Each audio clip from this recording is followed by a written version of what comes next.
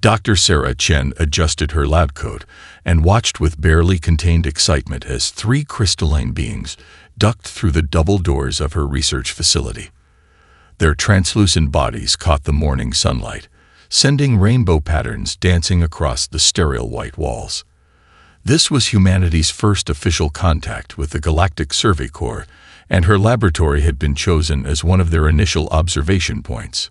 "Welcome to the Institute of Advanced Biochemical Research," she said, addressing the tallest of the aliens, whose crystalline form pulsed with gentle blue light. The universal translator at her collar converted her words into harmonious tones. The lead alien, who had introduced itself as Survey Master Ixel, responded with a series of melodic chimes. "We appreciate your hospitality, Dr. Chen. Our preliminary scans indicate your facility houses numerous organic compounds of interest." Sarah beamed with pride. Her laboratory had been selected specifically because it represented the cutting edge of human biochemical research. "I'd be happy to show you our current projects. We're particularly proud of our rooftop garden, where we cultivate various plant species for study." The 3 aliens followed her to the elevator, their crystalline forms flowing rather than walking, creating a subtle chiming sound with each movement. As they ascended, Sarah noticed their bodies seemed to capture and refract the fluorescent lighting in increasingly complex patterns. The elevator doors opened to reveal Sarah's pride and joy, a sprawling rooftop greenhouse filled with carefully tended plants from around the world. "This section here," she gestured toward a particularly lush area, "contains our collection of capsicum species. We're studying their potential medical applications." Survey Master Ixel moved forward, extending a sensor array from its crystalline form. The device hummed softly as it analyzed the air. Suddenly, all 3 aliens froze.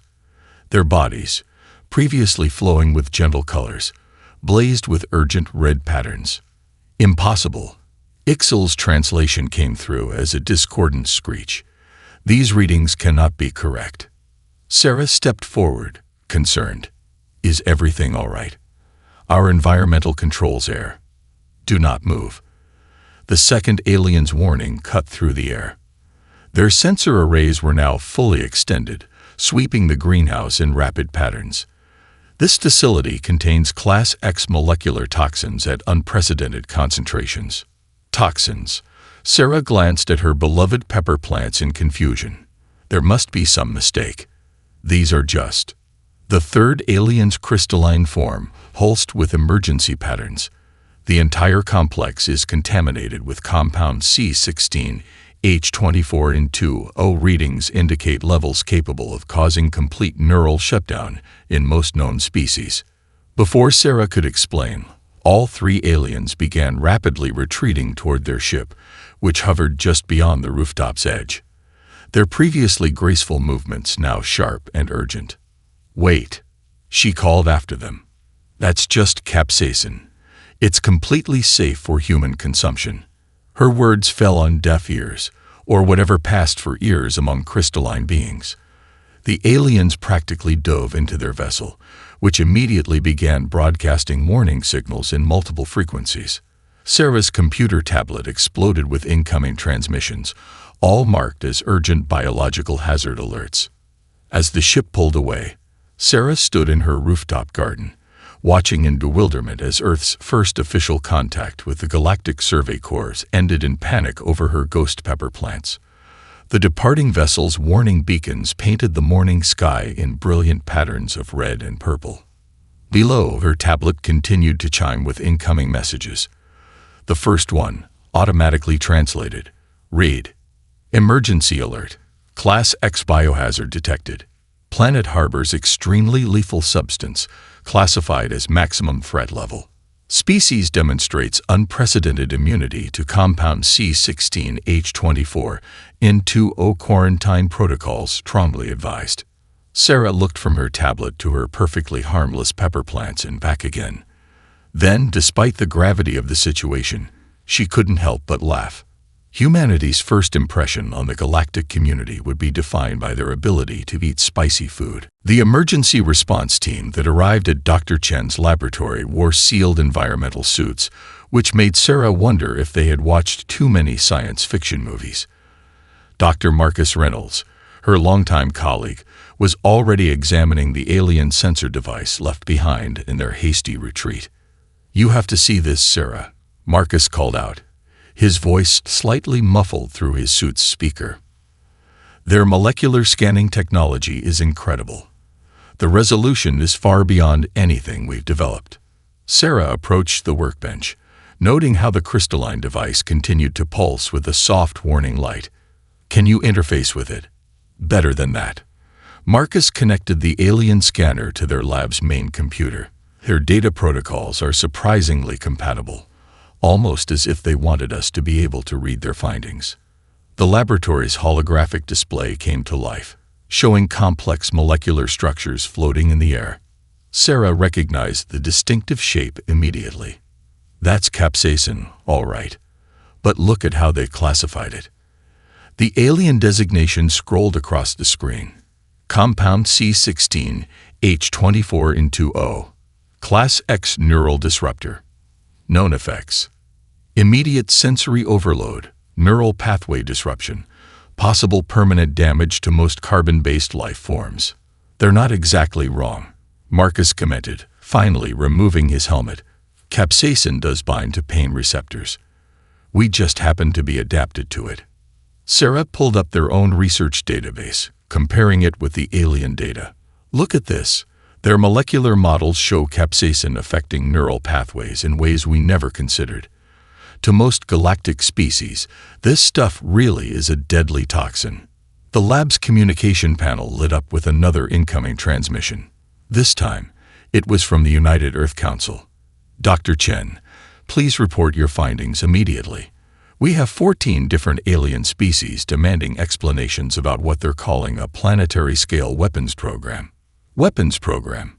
Sarah shook her head in disbelief. "We need to show them my grandmother's hot sauce recipe collection. That should clarify things." As Sarah and Marcus dug deeper into the alien data, they discovered something extraordinary. Earth was the only known world where capsaicin-producing plants had evolved naturally. More importantly, humans were the only known species that had developed not just tolerance, but an actual preference for the compound. "Check this out," Marcus pointed to a new data set. According to their galactic survey records, most intelligent species evolved on worlds with very limited chemical defense mechanisms in their flora. Their entire biochemistry is fundamentally different from ours. Sarah began compiling their findings. "So while we spent millions of years evolving alongside plants that developed capsaicin as a defense mechanism, other species never encountered anything like it. No wonder they're terrified." The implications were staggering. Humanity's relationship with spicy food wasn't just a cultural phenomenon. It was a unique evolutionary advantage. Their ability to handle capsaicin demonstrated a level of biochemical resilience unprecedented in the known galaxy. "We should prepare a comprehensive report," Sarah decided, already organizing their data. "Show them how humans process capsaicin, our historical relationship with spicy foods, its cultural significance. Don't forget the medical applications," Marcus added. "The fact that we use it in pain management might help convince them we're not developing chemical weapons." As they worked, more alien data poured in from the abandoned scanner. Each new piece of information revealed how truly unique Earth's biochemistry was from a galactic perspective. What humans considered a simple culinary preference had effectively classified their entire planet as a biological hazard zone. Sarah looked out her laboratory window at the warning beacons now orbiting Earth, their lights pulsing in sync with the abandoned scanner.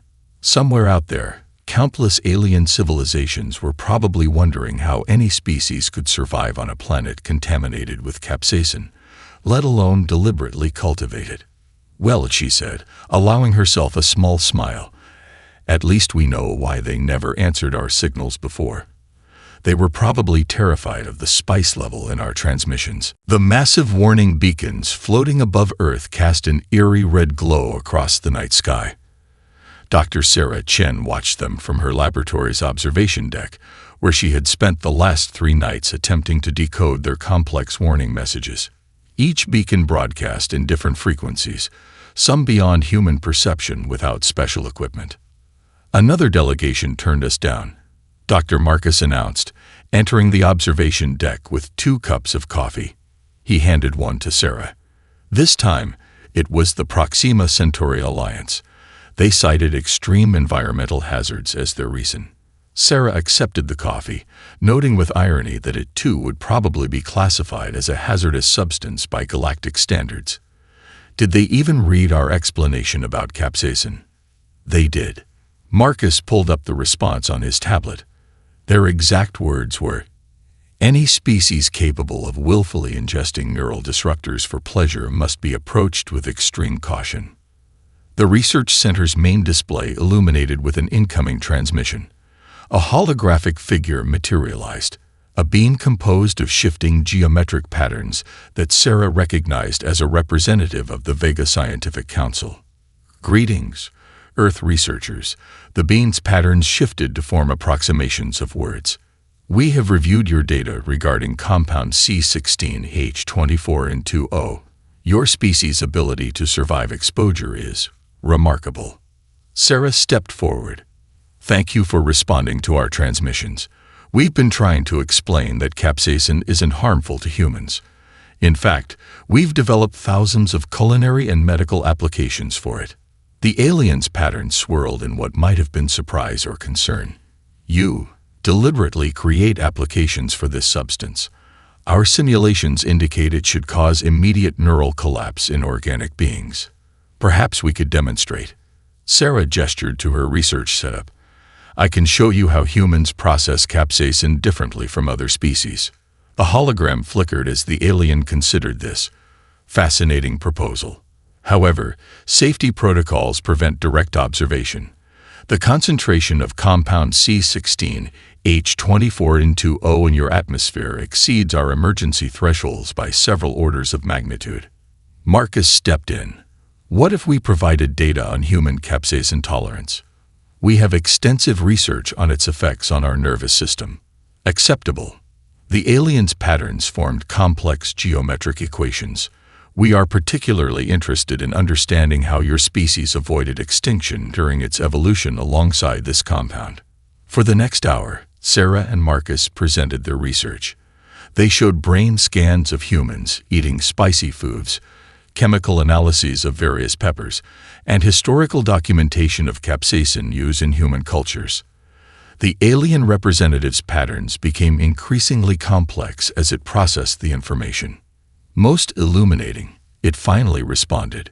"Your species has not merely survived exposure to compound C16H24N20. You have adapted to derive beneficial effects from it. This defies all known models of evolutionary biology."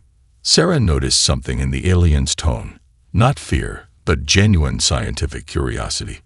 "Would your council be willing to share this data with the galactic community? It might help other species understand that Earth isn't a death world."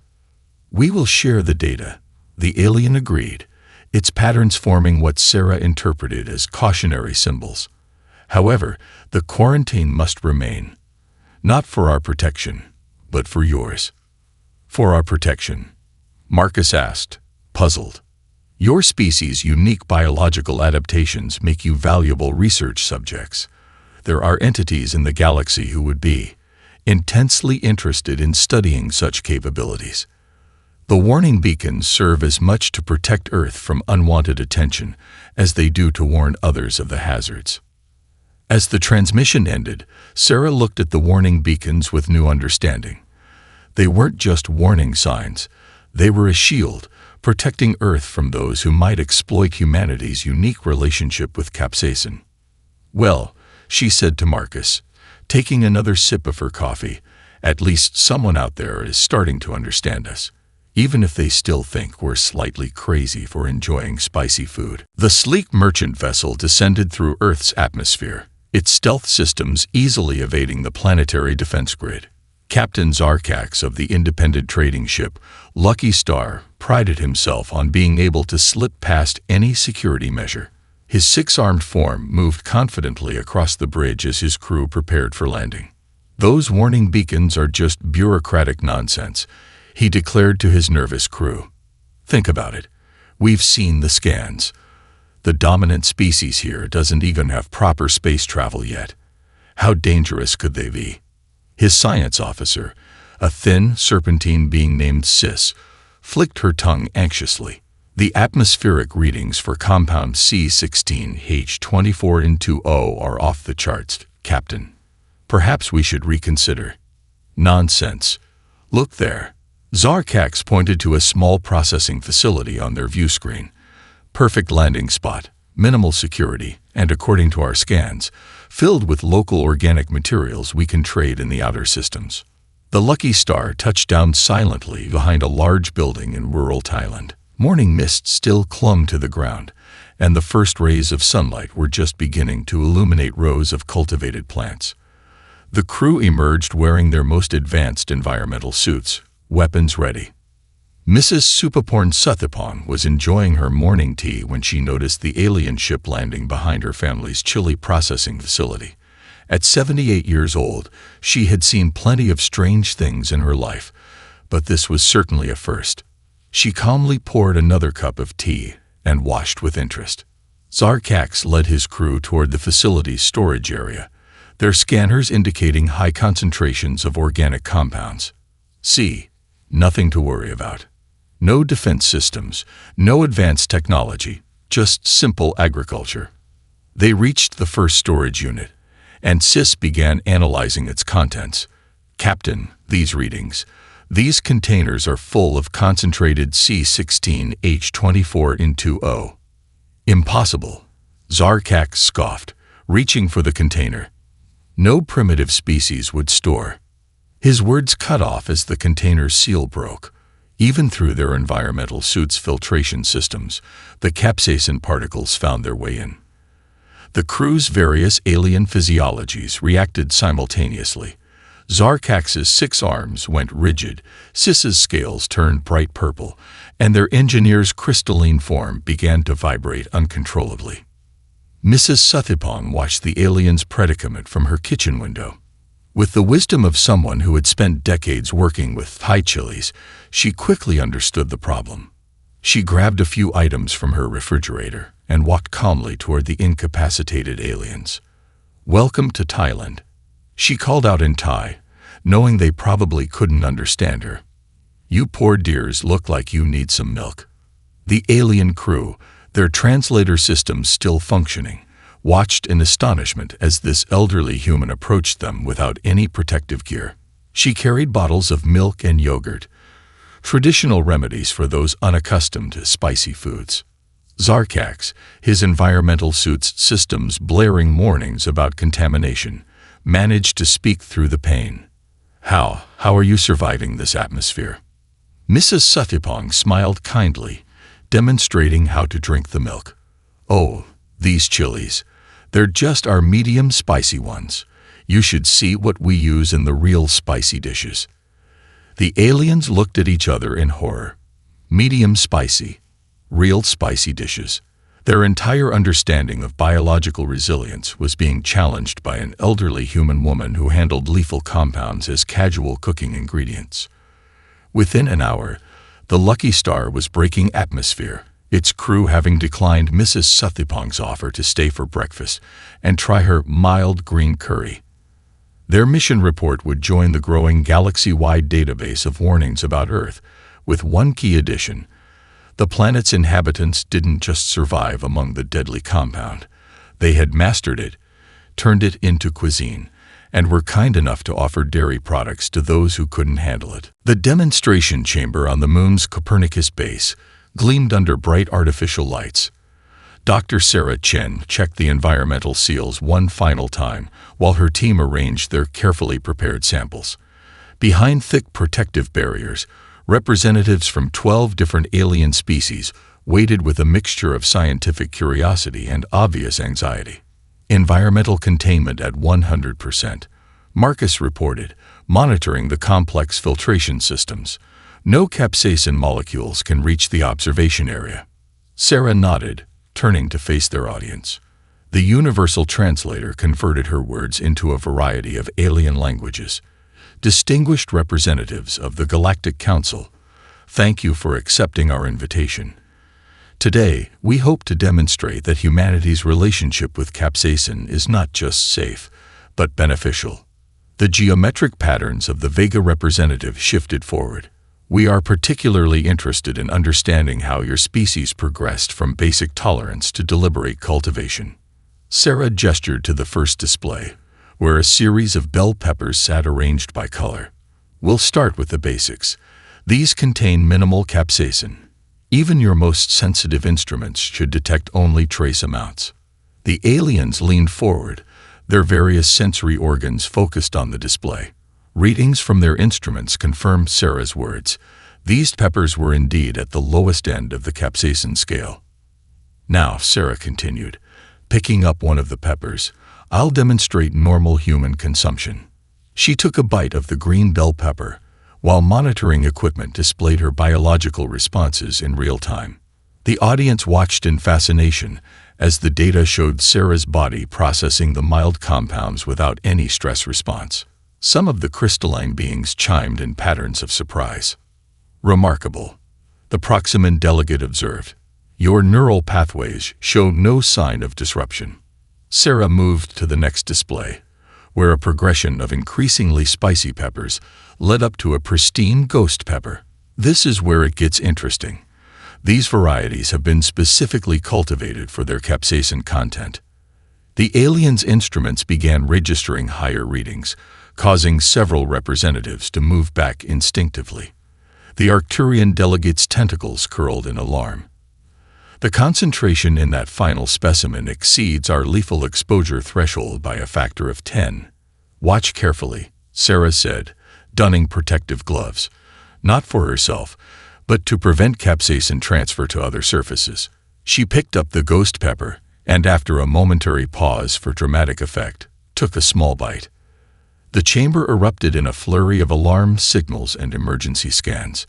The aliens watched in disbelief as Sarah's biological readings showed controlled responses to the capsaicin. Her heart rate increased slightly, endorphins were released, but her nervous system remained fully functional. As you can see, she explained, her voice slightly strained but clear. Humans not only survive this level of capsaicin exposure, but many of us actively seek it out. The compound triggers our heat receptors and pain response, but causes no actual damage. Dr. Maria Gonzalez stepped forward with the next demonstration, a series of medical applications using capsaicin.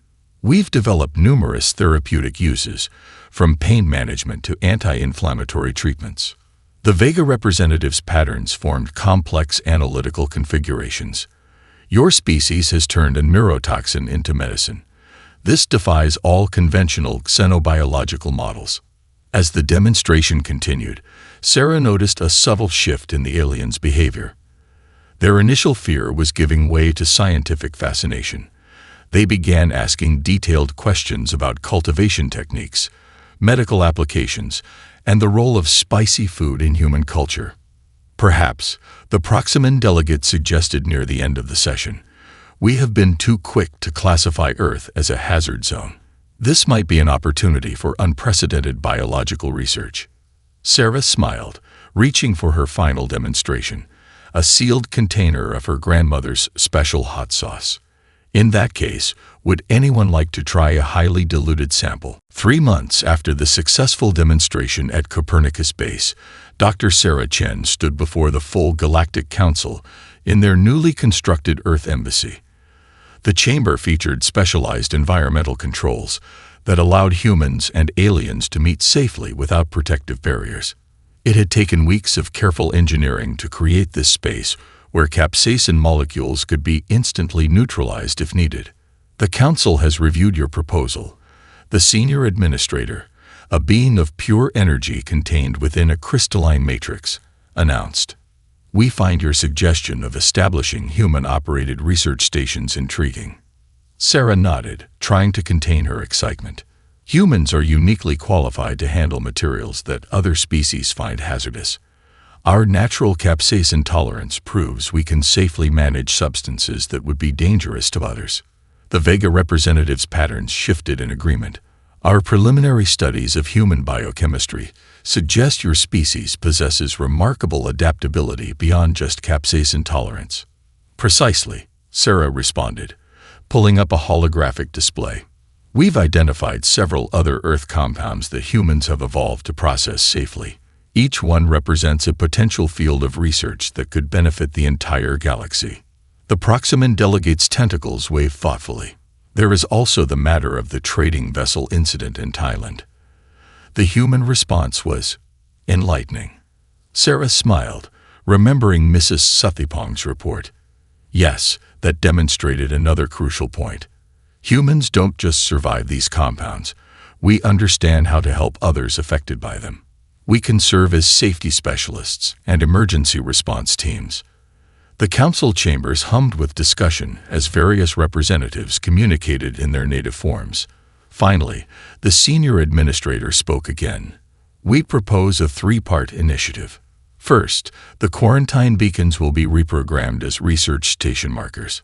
Second, Earth will be designated as the galaxy's primary center for biochemical research. Third, human specialists will be granted clearance to establish safety protocols for handling hazardous materials throughout council space." The chamber erupted in a cascade of lights, sounds, and geometric patterns as the various species signaled their approval. Sarah watched as years of fear and misunderstanding began transforming into opportunity and collaboration. Dr. Maria Gonzalez, who had joined the delegation, leaned forward. "There's one more thing, council members. We've developed a training program for species interested in building capsaicin tolerance." This announcement caused quite a stir. The idea that other species might gradually develop even a fraction of human tolerance to capsaicin was revolutionary. "Already," Maria continued, "we've had success with very diluted samples. The Arcturian medical team has shown particular promise, managing to process 1/1,000,000th of a jalapeno's normal capsaicin content." The Arcturian delegates' bioluminescent patches glowed with pride at this achievement. What they considered an extraordinary feat of endurance would barely register on a human's taste buds, but it represented a stunning breakthrough in xenobiology. As the council session concluded, Sarah received the official documentation. Earth was being upgraded from quarantined world to essential research partner. The warning beacons that had surrounded their planet would now serve as guideposts for scientific vessels seeking human expertise. "There's a lot of work ahead," she told her team as they prepared to return to Earth. "We need to establish training programs, build research facilities, develop safety protocols, and introduce the galaxy to proper cuisine," Marcus added with a grin. "I heard the Vega representative ask about those diluted sample programs." Sarah laughed, thinking about the long journey from first contact to this moment. What had started as a panicked evacuation over some ghost peppers had led to humanity finding its unique place in the galactic community. They would be the ones who handled the substances others feared, who developed new safety protocols, who pushed the boundaries of what was possible. And maybe, just maybe, they would eventually convince someone else to try Mrs. Suthipong's mild green curry. 1 year after Earth's integration into the Galactic Council, the Interstellar Culinary Institute opened its doors in Bangkok. The massive complex featured specialized dining chambers with adjustable atmospheric controls, allowing alien visitors to experience Earth cuisine at safely modified levels. Dr. Sarah Chen stood beside Mrs. Suthipong, now the Institute's honorary cultural advisor, as they welcomed their first official class of alien culinary students.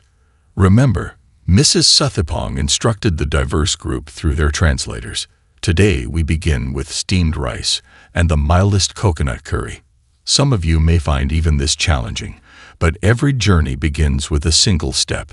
The students, representing 15 different species, watched in fascination as she demonstrated basic cooking techniques.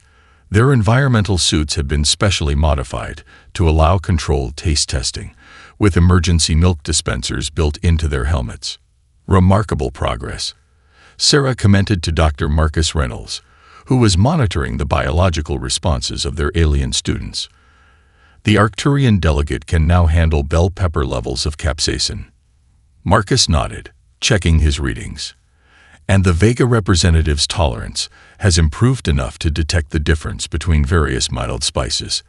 They're actually developing preferences. In orbit above Earth, the former warning beacons now served as navigation markers for the countless research vessels arriving daily. The Galactic Biochemical Research Center, built into the side of Mount Kilimanjaro, had become the galaxy's premier facility for studying unique Earth compounds. Dr. Maria Gonzalez led the center's xenobiology department, where her team made breakthrough after breakthrough. We've identified 37 other Earth substances that most alien species consider toxic, she reported during their weekly meeting. Each one represents a new opportunity for research and adaptation training. Sarah's personal project had evolved beyond her original capsaicin studies. She now headed the Emergency Response Division, training human teams to handle chemical incidents throughout Council space. Their ability to safely manage substances that other species found lethal had made them invaluable first responders. Latest report from the Proxima Centauri station, Sarah announced, reviewing her datapad. Our team successfully contained a capsaicin leak from a damaged transport vessel. No casualties, and they even managed to salvage most of the cargo. The incident would have been a major disaster just a year ago. Now it was a routine operation, handled efficiently by trained human specialists. The galaxy was learning to see Earth's deadly substances as valuable resources, properly managed under human supervision. In her small garden at the Institute, Mrs. Suffipong continued cultivating her famous peppers, though now they served a greater purpose. Her carefully tended plants provided samples for research, training, and the galaxy's first attempts at controlled capsaicin exposure therapy. You know, she told Sarah one evening, preparing a new batch of her special sauce, my grandmother always said that sharing food brings people together. She never imagined we'd be sharing it with beings from other stars. Sarah watched as a group of alien students cautiously sampled their first papaya salad, their suit's sensors carefully monitoring the capsaicin levels. Their reactions ranged from surprise to delight as they experienced the complex flavors through their modified environmental systems. The Vega representative, now a regular visitor to Earth, formed patterns that Sarah had learned to recognize as enthusiasm. We are beginning to understand why humans find these sensations pleasurable. The chemical reactions create quite remarkable neural responses. Earth had found its place in the galactic community, not despite its unique relationship with capsaicin, but because of it. What had once marked them as dangerous had become their greatest contribution to interstellar society. They were the species who could handle the unhandleable, who could turn toxins into treasures, and who were eager to help others safely explore these new frontiers.